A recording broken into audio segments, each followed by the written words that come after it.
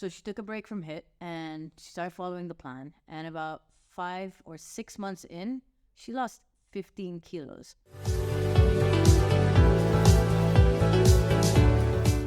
Hey guys, and welcome back to It's Pretty Simple. I'm your host, Nikita, and It's Pretty Simple is a podcast for health, fitness, nutrition, and just to help you simplify your journey, whether it's weight loss, fat loss, making fitness a lifestyle, and just understanding what your body needs. So today we're going to dive into a topic that affects a lot of women nowadays, PCOS, Polycystic Ovarian Syndrome. So now more and more females are getting diagnosed with PCOS.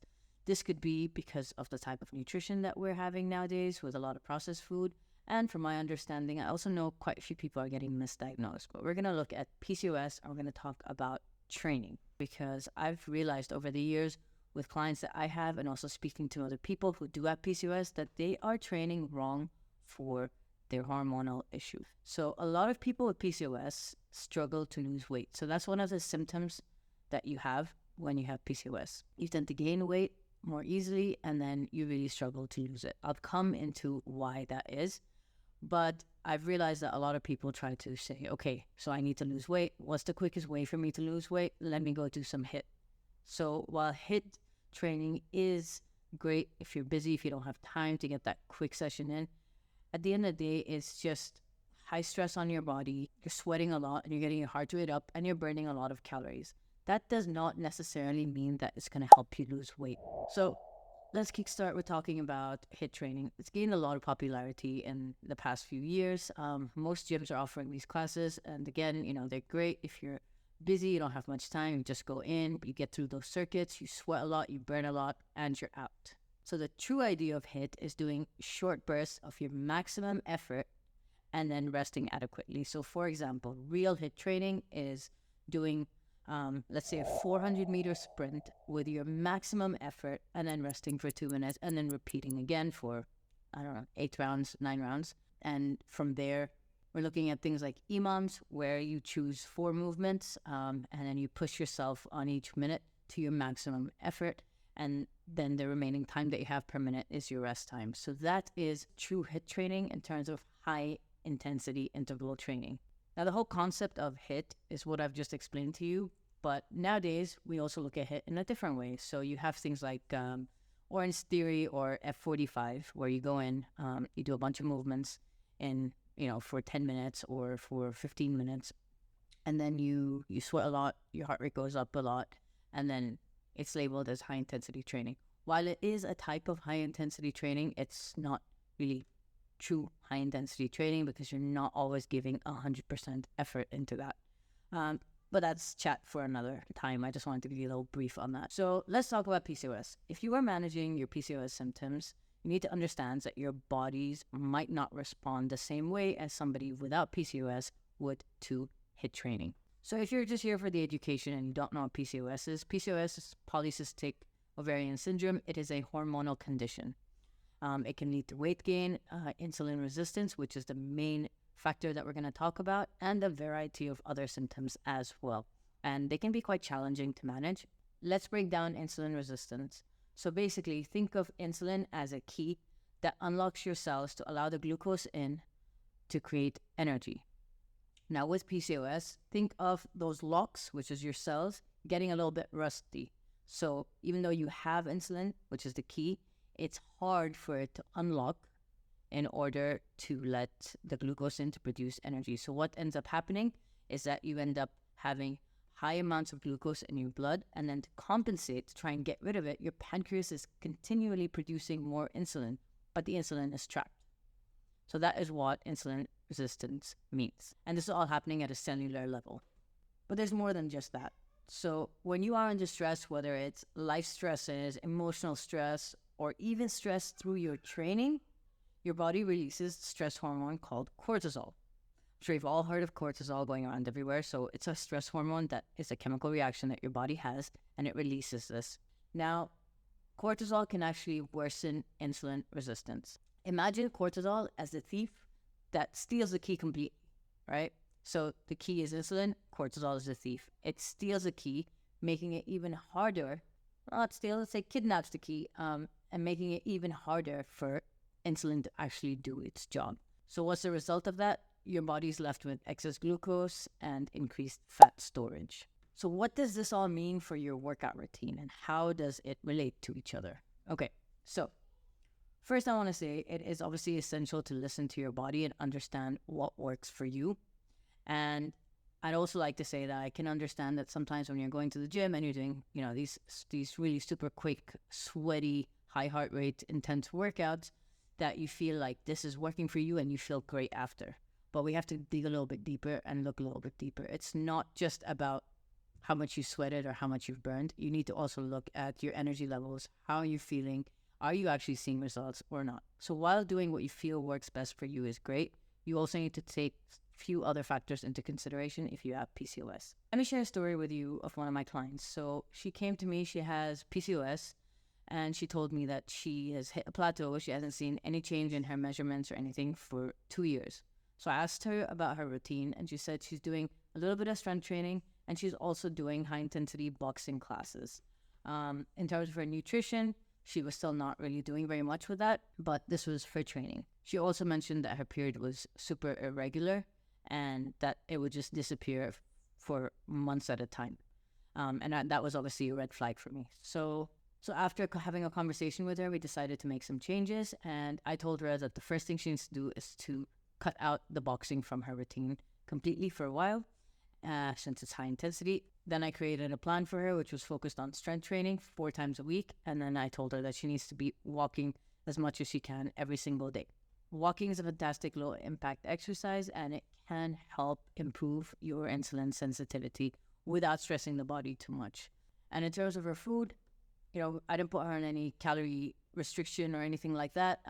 She didn't want to count her macros, which was totally fine with me, so we took another approach. I told her that she needs to start having more whole foods, less processed foods, and we were just working on a plating system. Good amount of protein, making sure you're getting fiber, veggies in all your meals, and that's how it went. So within the first 3 weeks, she already started seeing a drastic improvement in her energy. That was one. Secondly, she started finally seeing results. Her measurements were starting to drop around her waist, and she was having small changes in her weight as well, which was great. So her period was irregular, and it hadn't come for a while. So we kept following the same process because, it was already a mess to begin with. And so it was like, okay, let's just keep doing what we're doing. Let's focus more on the nutrition and keep training this way, and let's get the walking up as well. And eventually her period did come back, which was great.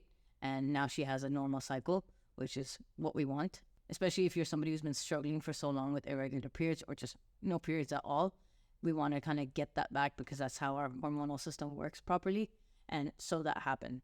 But this just goes to show that even though you're seeing changes in your measurements and your scale, it does not mean that everything is okay, right? So her period still hadn't come back at that point when the measurements were going down. So there's still some other stuff happening that we need to address. So the scale started to shift and her measurements started going down, mainly because we took out the high intensity training and we were focusing on her nutrition as well. So the high intensity training for her was doing more harm than good. Although she was burning a lot of calories, it was not helping her switch measurements at all. So once she started focusing on strength training, which was nothing about getting her heart rate up or anything, just building muscle and looking at her plate, we started to see a difference in her measurements and then eventually getting her period back. So this is a reminder, whether you have PCOS or not, your nutrition and your training go hand in hand together. So I want to share another client's story. So this client, it was a big mindset thing. She has PCOS and she really, really enjoys doing high intensity classes, getting her heart rate up, doing circuit training, sprints, all of that. And to her, it was like, if I'm not sweating, if my heart rate is not going up, and if I'm not seeing that I'm burning like over 600 calories per workout, then I'm not going to lose any weight. But the problem was she was consistently gaining weight. So I had a conversation with her and I told her, all right, you need to trust me for a little bit.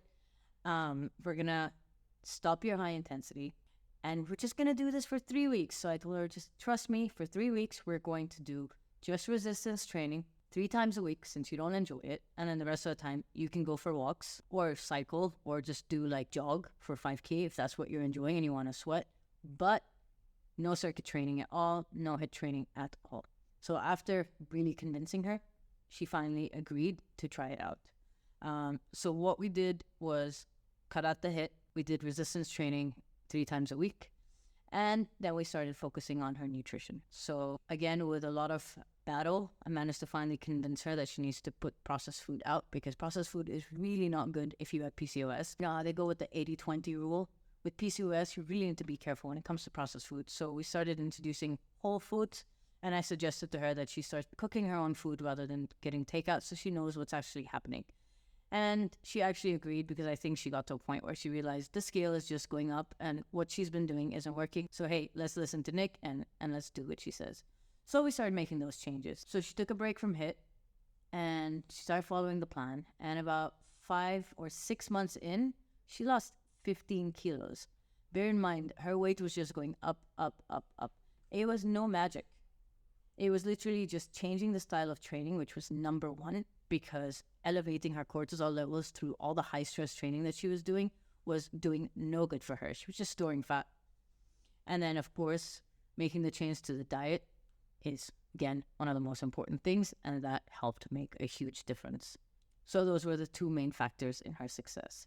So once she actually started seeing the changes, her measurements going down, her weight significantly dropping, then we decided to reintroduce a little bit of HIIT and real HIIT.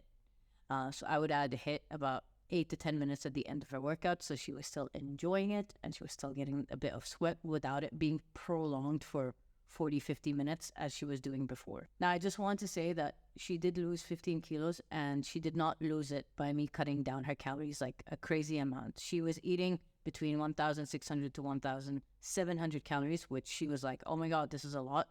But she was eating that much food, but all whole foods, high protein, fiber, veggies, healthy fats. So she got to eat a lot of food that were nutritionally dense without having to severely cut down her calories. And still she managed to lose all that weight. So the lesson from these 2 stories of these 2 people that I was training that have PCOS was that they were both doing extremely high intensity training, which was not helping them. So if you have PCOS, before jumping into HIIT saying that's the solution to my weight gain and that's going to help me lose weight because it's working for my friend, your friend doesn't have PCOS. Okay, you need to focus on you and do what's good for you. We want to keep your cortisol levels down, and we want to improve your insulin sensitivity. So what can you do? Here are some options. So number 1, moderate intensity cardio. So what is moderate intensity cardio? So brisk walking, long bike rides, swimming. Those are great options, and it was not going to overwhelm your body. Number 2, this is very, very important. You need to be doing strength training.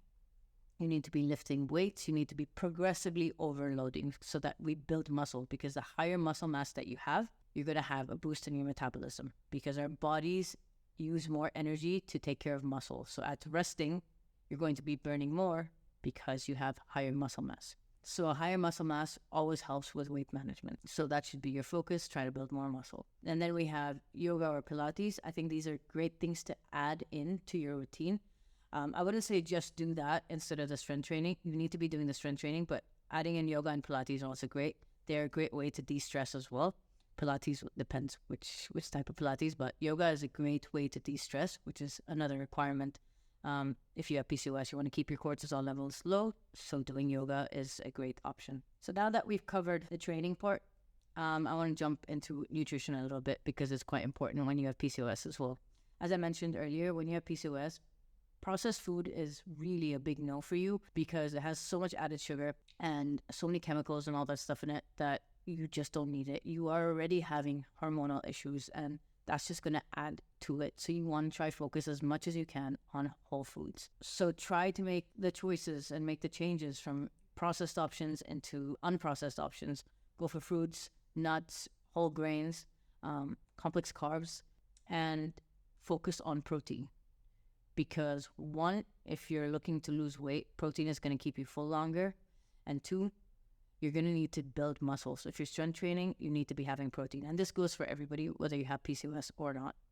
And by introducing more veggies and fruits and things like that, you're also going to have better energy levels, which is another issue that a lot of people with PCOS seem to face, is a lot of fatigue. So just by removing the processed food, introducing more greens, fruits, veg, you are going to notice a big shift in your energy. And again, this is also for people who do not have PCOS. The kind of food you put in your body can really make a difference to the amount of energy that you have. So to wrap things up, HIIT is a lot of fun. I mean, I like to do it once in a while as well. I love getting that sweat on. It's a fun thing I like to do when I train with friends, especially. But if you have PCOS, I highly suggest that you give it a break if it's something you enjoy, and test what I've told you out. Just test it out. There's no harm in testing. If you're seeing that, you are still gaining weight or nothing is happening at all and you haven't got your period and your energy levels are down, then stop HIIT training and start focusing on strength training.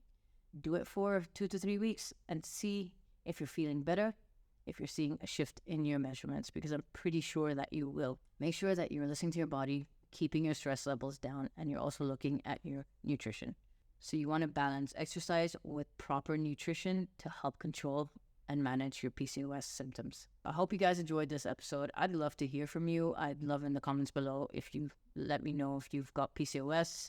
How has your training been going? If you've been doing high intensity, is it working for you? Let me know if this has been an aha moment for you. If you're somebody who has been doing HIIT training for a while and not seeing any changes, I'd love to know your story. And if you have any questions, of course, just put them down below and I'll be happy to answer them. I hope you guys enjoyed this episode. If you did, please make sure to hit like and share it with a friend who you think this would be useful to. And if you are not already following or subscribed on whatever platform you're watching or listening to, please make sure you do that. It really helps. Remember, keep it simple, listen to your body, don't put too much strain on your body, and just enjoy yourself and don't stress too much. I will see you guys next week. Thanks for tuning in.